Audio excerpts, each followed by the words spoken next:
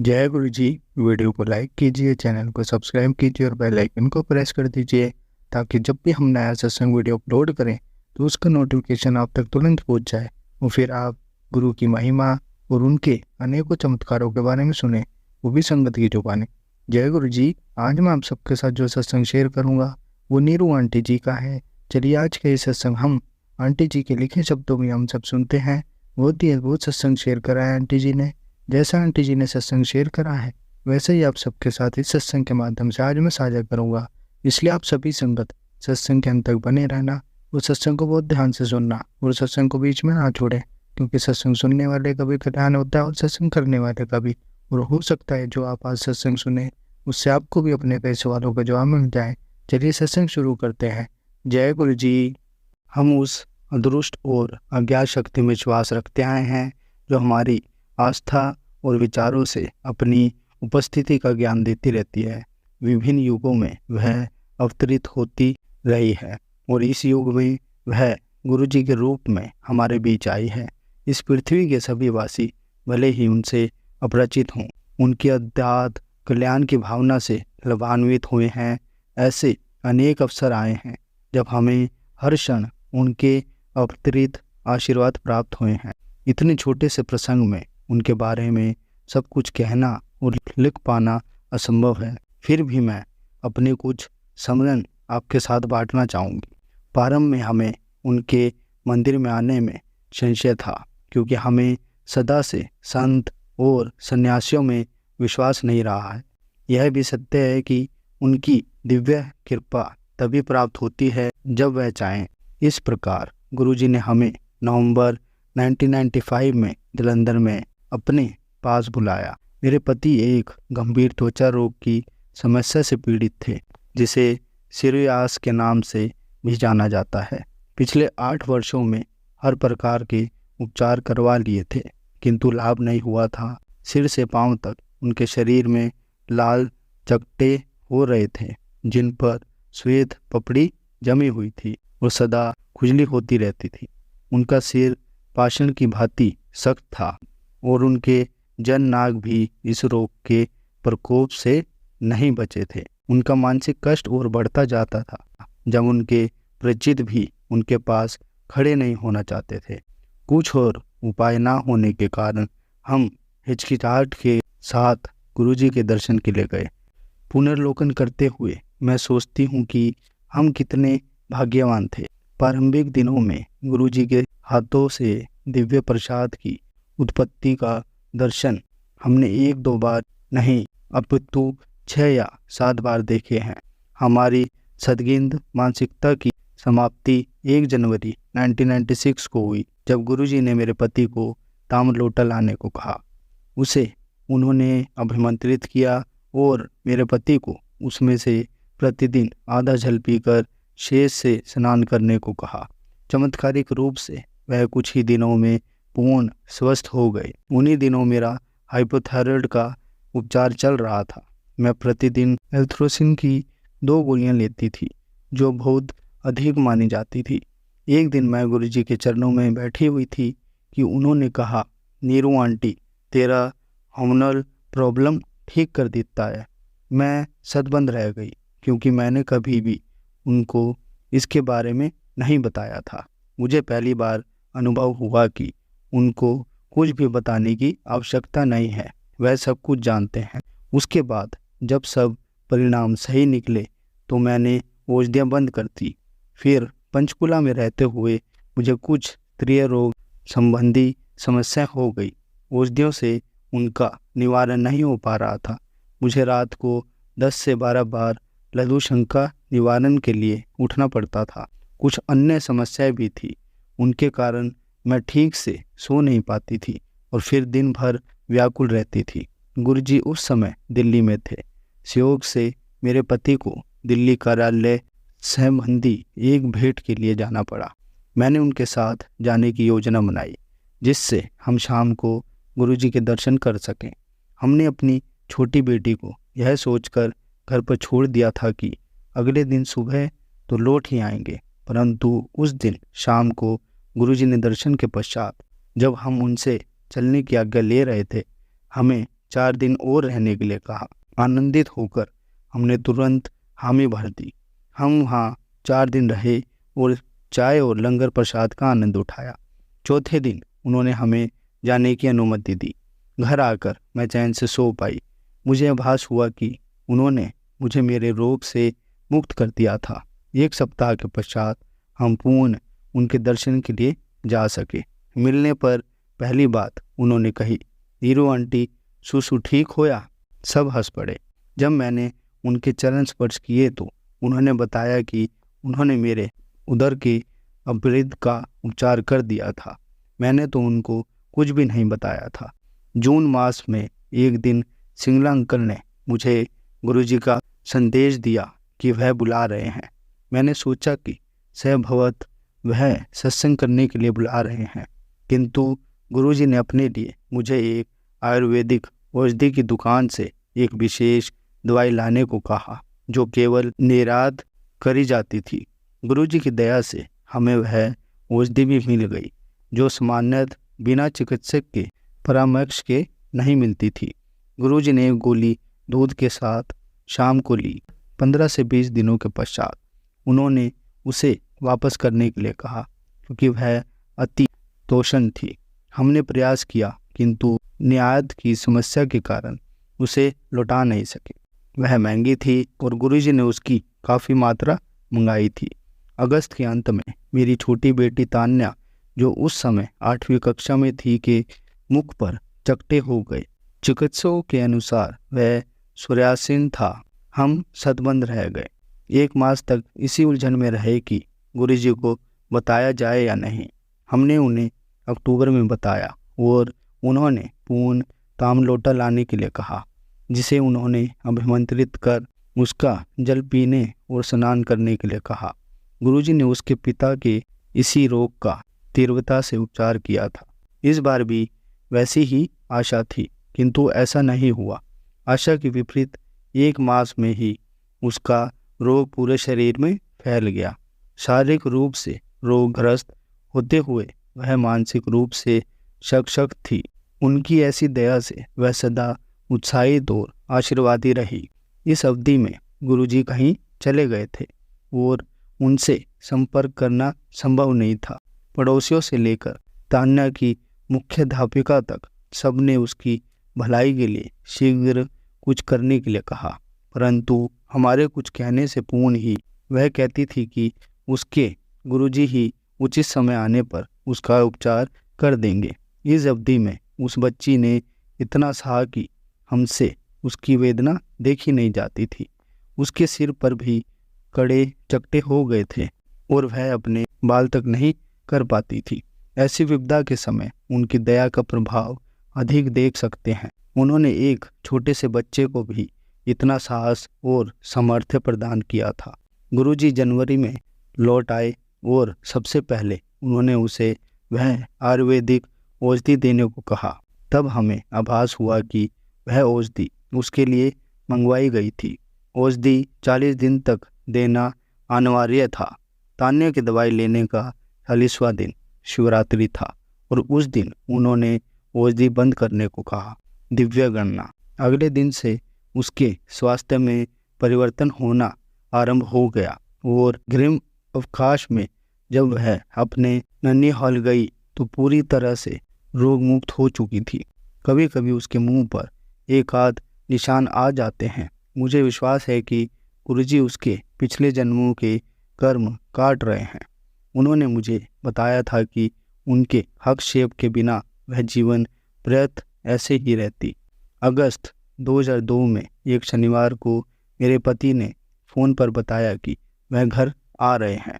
उन दिनों वह बेंगलोर में कार्यरत थे। वह शनिवार को गोवा एक्सप्रेस में चढ़े और सोमवार को पात्र घर पहुंचने वाले थे। उसी दिन मैं और मेरी बेटी गुरुजी के दर्शन के लिए गए। वह दिन अति आनंददायक था क्योंकि गुरुजी ने मुझे अपने पास बिठाया और मेरे से लंबा सत्संग करवाया। मैंने लंगर भी अधिक किया क्योंकि किसी कारणवश मेरी थाली में दाल या सब्जी वाले थान पर लाल मिर्ची की चटनी परोस दी गई थी। यह कैसा संयोग था। चटनी समाप्त करने के लिए मुझे अधिक चपातियाँ और दाल खानी पड़ी। गुरुजी से आगे लेते समय वह बोले, आंटी आज तेरा कल्याण कर दिया। मैं आनंदित थी। प्रातःकाल मेरे पति के फ़ोन से मेरी नींद टूटी। वह बोले कि सब कुछ ठीक है और चिंता की कोई बात नहीं है। फिर उन्होंने बताया कि उनकी रेलगाड़ी के कुछ पहिए पटरी से उतर गए थे। इतना कहकर उन्होंने फ़ोन बंद कर दिया। तब मैंने पिछले दिन गुरुजी के यहाँ की घटनाओं से संबंध स्थापित किया और मैं भावुक हो गई। टीवी लगाने पर मैंने समाचारों में सुना कि उस गाड़ी के 7 पहिए पटरी से उतरे थे, किंतु कोई घायल नहीं हुआ था। मैं अत्यंत बेचैन थी और तुरंत बड़े मंदिर गई। वहाँ पर सबसे पहले मुझे श्री श्रृंगला की बेटी आरती मिली। मेरी मन स्थिति से अपरिचित उसने पिछली रात को इतनी चटनी खाने के लिए मेरा परिहास किया। जब मैंने उसे रेल दुर्घटना की बात बताई तो वह सदबंद रह गई। उसने तुरंत अपनी माँ को बुलाया और उन दोनों ने मुझे गले से लगा लिया। हमारी आंखों से अश्रुधारा प्रभावित हो रही थी। हमने वह दिन आपस में सत्संग करते हुए व्यतीत किया। उस दिन संध्या को जब मैं गुरुजी के पास गई तो उन्होंने पूछा कि क्या मैं उनको रेल दुर्घटना के बारे में बताने आई हूँ। मैं केवल अपना सिर हिला सकती थी। उन्होंने कहा कि एक भक्त को बचाने के लिए उन्होंने 90 अन्य यात्रियों की जीवन रक्षा करी थी। इस तथ्य की पुष्टि श्रीमती सब्रवाल ने भी करी।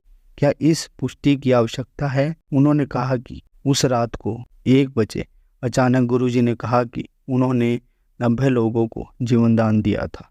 वही रेल दुर्घटना का समय था। दिल्ली में बैठे हुए उन्होंने पुणे के पास यह चमत्कार किया था। क्या परमेश्वर के अतिरिक्त कोई ऐसा कर सकता था? गुरुजी को बोलने की आवश्यकता नहीं है। हृदय से कही हुई प्रार्थना उनके पास पहुंच जाती है। एक दिन प्रातःकाल मैं शिव पुराण पढ़ रही थी।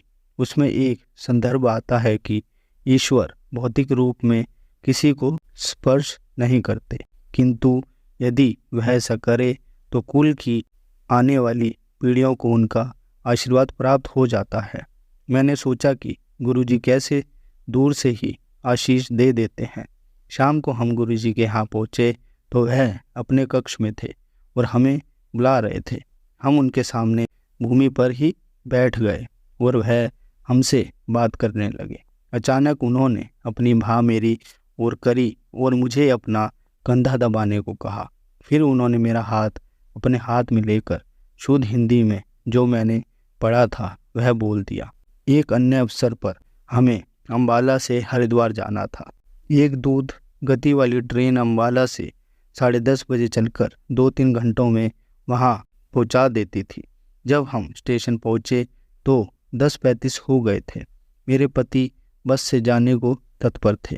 मैं नहीं मानी और उनको कहा कि उत्तर प्रदेश की सड़कों की दुर्दशा देखते हुए 5 से 6 घंटे लग जाएंगे।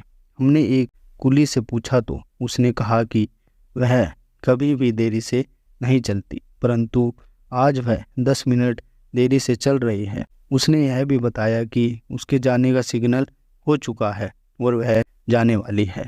अनजाने में मैंने गुरुजी से विनती करी कि हम ट्रेन पकड़ पाए। मेरे पति ने मुझे शीघ्रता से पुल के ऊपर से जाकर ट्रेन में बैठने को कहा। वह प्लेटफॉर्म टिकट लेने वाले थे क्योंकि दूसरी पंक्ति बहुत लंबी थी। इस बीच में भागकर सीढ़ियों से उस स्थान पर उतरी जहां इंजन था और उसी समय ट्रेन चलने लगी। मूर्खों की भांति मैंने अपना हाथ इंजन चालक की ओर करके हिलाना शुरू कर दिया, जैसे बस को रोकने का संकेत देते हैं। अगले 8-10 मिनट तक, जब तक मेरे पति नहीं आए और हम ट्रेन में नहीं चढ़े, वह रुकी रही। 14 अगस्त को सर्वधन्यता दिवस के अवसर पर डोमिनोज कंपनी ने एक पिज़्ज़ा के साथ एक पिज़्ज़ा मुफ्त देने की घोषणा करी थी। यह योजना सुनकर मेरी छोटी बेटी पिज़्ज़ा खाने को अति उत्सुक थी, किंतु मैंने उसे बताया कि इस महीने वह पहले ही अधिक हो गए हैं तो कोई पिज़्ज़ा नहीं मिलेगा। उपहास करते हुए उसने कहा, गुरुजी है अच्छा नहीं है, आपको पता है कि मुझे पिज़्ज़ा पसंद है। शाम को संगत के कुछ मित्र घर पर रात्रि भोजन के लिए आ रहे थे। मैंने भोजन बना लिया, किंतु जब वह आए तो उन्होंने कहा कि बच्चों को पिज़्ज़ा पसंद है, इसलिए उन्होंने पहले ही 2 बड़े पिज़्ज़ा यहाँ पर आने का प्रबंध कर दिया है। उनको मुफ्त पिज़्ज़ा वाली योजना का पता नहीं था। जब पिज़्ज़ा आए तो मुफ्त पिज़्ज़ा नहीं आए थे। पिज़्ज़ा लाने वाला वह पिज़्ज़ा छोड़कर शेष 2 पिज़्ज़ा लाने के लिए गया। इस अवधि में जब हमने पिज़्ज़ा खोले तो उनमें से एक मांसाहारी था। आदेश में शाकाहारी पिज़्ज़ा भेजने के लिए कहा गया था। हमने डोमिनोज में फ़ोन किया तो उन्होंने क्षमा याचना करी और कहा कि वह गलती सुधार देंगे। इस बीच में पिज़्ज़ा पहुंचाने वाला घर आ गया। उनमें भी एक शाकाहारी था। अब तक हमारे यहाँ आए हुए मित्र को क्रोध आ गया और उन्होंने सीधे प्रबंधक से फ़ोन पर बात करी। कुछ देर में वह प्रबंधक हमारे घर अपनी सहकर्मियों के साथ आए और बहुत लज्जित हुए। उन्होंने कहा कि हम जब चाहें 4 पिज़्ज़ा मुफ्त में ले सकते हैं, क्योंकि बड़े पिज़्ज़ा एक साथ खाना कठिन है। हमने प्रातः नाश्ते में भी पिज़्ज़ा खाए। अगले कुछ माह तक हम मुफ्त पिज़्ज़ा खाते रहे। मेरे पति औषधि उद्योग में मार्केटिंग में थे। उनके पास सदा से घूमने का काम रहा है, जिसमें ना कोई कार्यालय है ना ही कोई समय सीमा। 3 वर्ष पूर्व जब वह कर्नाटक में थे तो हमें उनकी कमी का आभास सता रहा था। एक दिन बड़े मंदिर के हॉल में मैं आंखें बंद करके बैठी हुई थी।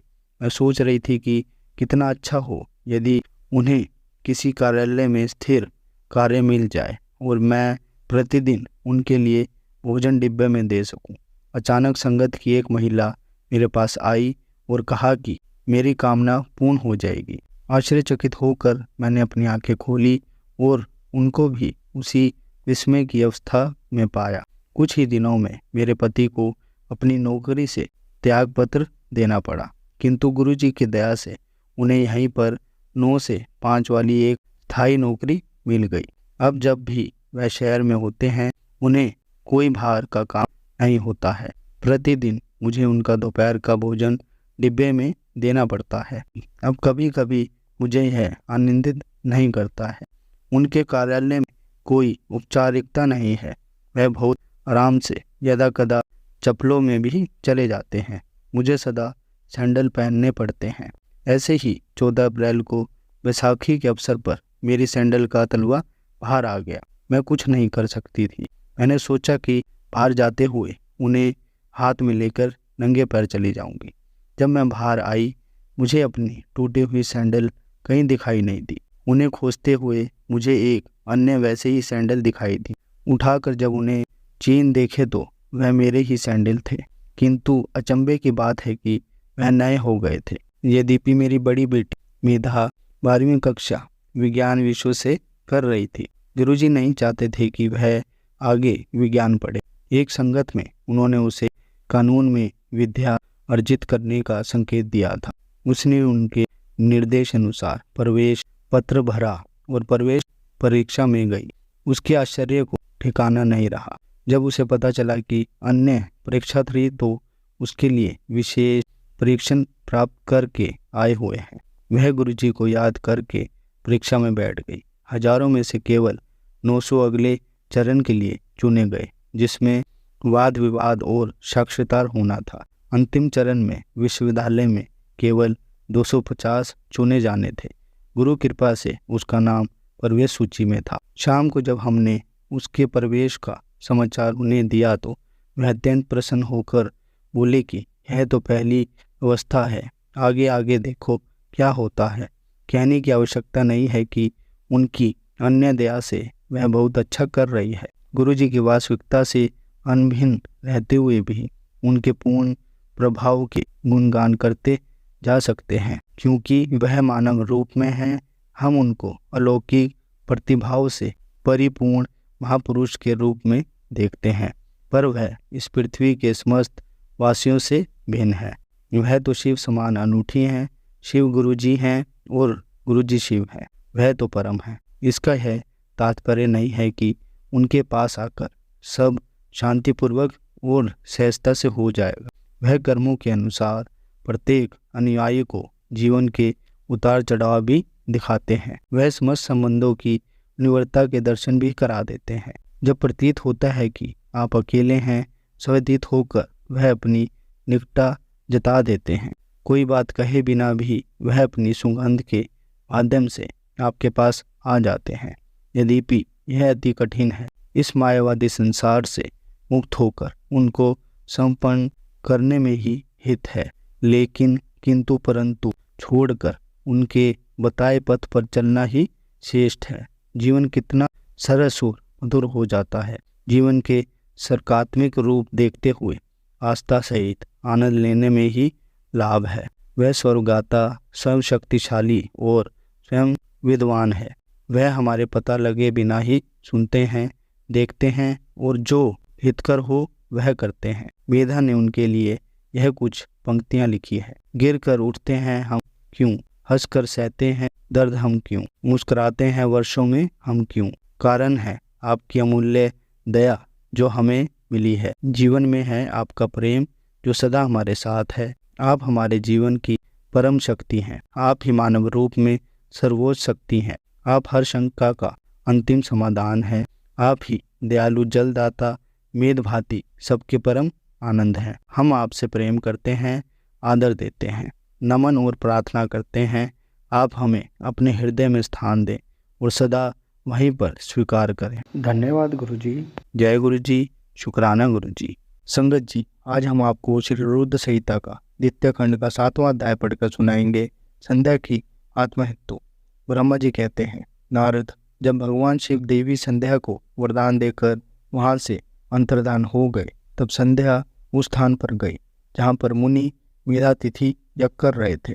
उन्होंने अपने हृदय में तेजस्वी ब्रह्मचारी वशिष्ठ जी का स्मरण किया तथा उन्हीं को पति रूप में पाने की इच्छा लेकर संध्या महायज्ञ की प्रज्वलित अग्नि में कूद गई। अग्नि में उसका शरीर जलकर सूर्यमंडल में प्रवेश कर गया। तब सूर्य ने पितरों और देवताओं की तृप्ति के लिए उसे 2 भागों में बांटकर रथ में स्थापित कर दिया। उसके शरीर का ऊपरी भाग प्रातः संध्या हुआ और शेष भाग साय संध्या हुआ। साय संध्या से पितरों को संतुष्टि मिलती है। सूर्य देव से पूर्ण जब आकाश में लाली छाई होती है, अर्थात अरुणोदय होता है, उस समय देवताओं का पूजन करें। जिस समय लाल कमल के समान सूर्य अस्त होता है, अर्थात डूबता है, उस समय पितरों का पूजन करना चाहिए। भगवान शिव ने संध्या के प्राणों को दिव्य शरीर प्रदान कर दिया। जब मेधातिथि मुनि का यज्ञ समाप्त हुआ, तब उसने एक कन्या को, जिसकी कराती सोने के समान थी, अग्नि में पड़े देखा। उसे मुनि ने भली प्रकार स्नान कराया और अपनी गोद में बिठा लिया। उन्होंने उसका नाम अरुंधति रखा। यज्ञ के युगीन समाप्त होने और पुत्री प्राप्त होने के कारण मेधातिथि मुनि बहुत प्रसन्न थे। उन्होंने अरुंधति का पालन आश्रम में ही किया। वह धीरे धीरे उसी चंद्रभागा नदी के तट पर रखते हुए बड़ी होने लगी। जब वह विवाह के योग्य हुई तो हम त्रिदेव ब्रह्मा, विष्णु और महेश ने मेधा मुनि से बात कर उसका विवाह मुनि वशिष्ठ से करा दिया। मुने मेधातिथि की पुत्री महासाध्वी अरुंधति अति पतिव्रता थी। वह मुनि वशिष्ठ को पति रूप में पाकर बहुत प्रसन्न थी। वह उनके साथ रमणन करने लगी। उससे शक्ति आदि शुभ एवं श्रेष्ठ पुत्र उत्पन्न हुए। हे नारद, इस प्रकार मैंने तुम्हें परम पवित्र देवी संध्या का चरित्र सुनाया है। यह समस्त अभीष्ट फलों को देने वाला है। यह परम पावन और दिव्य है। जो स्त्री पुरुष इस शुभ व्रत का पालन करते हैं, उनकी सभी कामनाएं पूरी होती है। संगत जी, कल के सत्संग में हम आपको श्री रुद्र संहिता का द्वितीय खंड का 8वां अध्याय पढ़कर सुनाएंगे। जय गुरु जी। शुक्राना गुरु जी। संगत जी, अगर आपको आज का सत्संग अच्छा लगा हो तो आप इस सत्संग को और संगत के साथ जरूर साझा करें, जिससे वो भी महाराज का दिव्य आशीर्वाद प्राप्त कर सके। जय गुरु जी।